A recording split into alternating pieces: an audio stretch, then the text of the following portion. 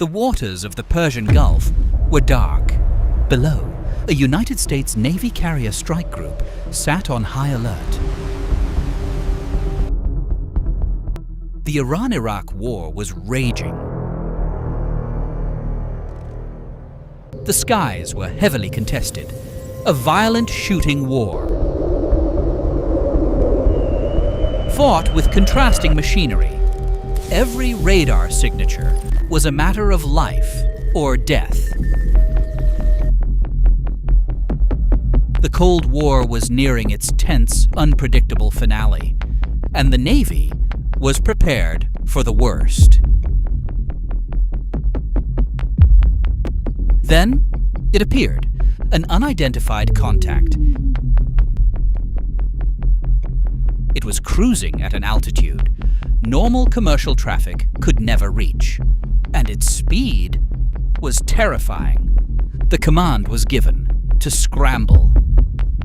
Fighter jets tore into the gray morning air. Intercept parameters were met. Weapon systems were armed. Vector green, entering cloud bank. But as the pilots closed the distance, the tension dissolved into disbelief. It was not a bomber.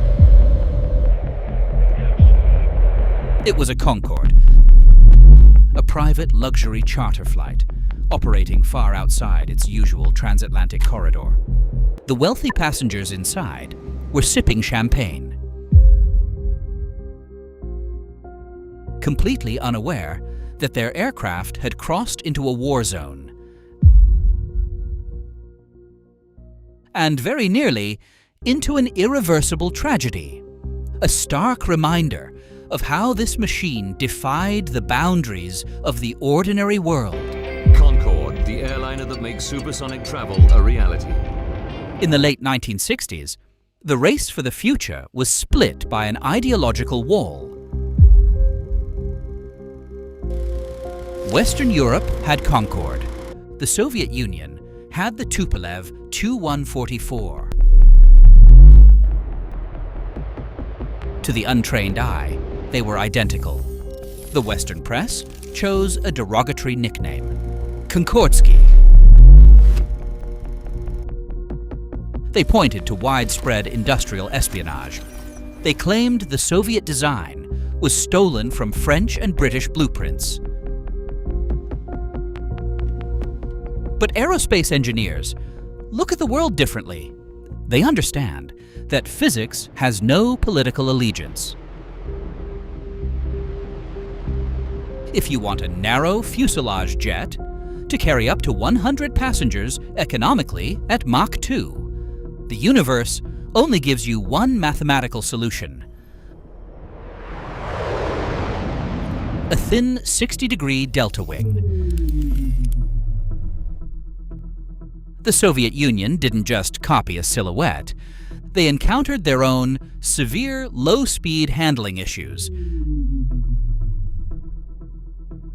And they solved it with small, retractable canard foreplanes, a design feature the Western teams never adopted.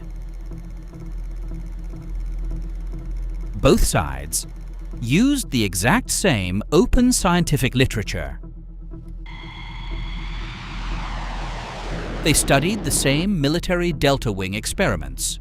Convergent evolution was mathematically certain. Two empires fighting the exact same invisible laws of nature. The ultimate enemy of supersonic flight is low-speed stability. To slice through the air at twice the speed of sound, an aircraft must be shaped like a needle, sharp, unforgiving, streamlined. But that needle shape creates a dangerous paradox during landing. A delta-wing aircraft must approach the runway at an incredibly high angle. The nose points straight up into the sky, blocking the pilot's vision entirely. The engineering solution was radical, They didn't change the flight path, they changed the geometry of the plane itself. They built the drooping nose, a massive, multi-jointed hydraulic system. For takeoff, taxiing, and landing, the front section melted downward, physically transforming the machine so the crew could look down at the Earth below. Once airborne, the nose raised back up, locking into a seamless, hyper-efficient aerodynamic spear. An incredibly complex mechanical compromise just to bridge the gap between two different worlds of speed. The public believed Concorde's ticket prices were high. Because of the fuel it burned at high speeds. The data tells a different story. It consumed 5 gallons of aviation fuel for every single mile traveled.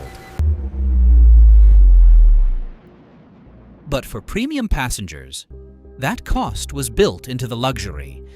The real financial bleeding happened on the ground.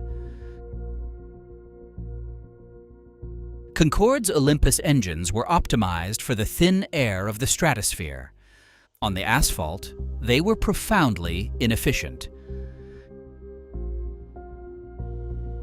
Just taxiing from the gate to the edge of the runway, the aircraft could consume up to 2% of its entire fuel load before it even received clearance to take off. Concorde 101, cleared for takeoff. Then came the afterburners, dumping raw fuel into the exhaust just to heave its weight into the sky. Only 20 airframes were ever constructed. Only 14 ever saw a commercial passenger cabin. Because of its thunderous sonic boom, countries banned it from supersonic overland flight. It was a structural prisoner of the North Atlantic corridor. To walk inside Concorde was an exercise in contrast. The exterior was grand, but the interior was a tight, narrow tube. 4 seats across, an aisle barely wide enough for a cart, a ceiling under 6.5 feet high. In June of 1993, British Airways overhauled the experience.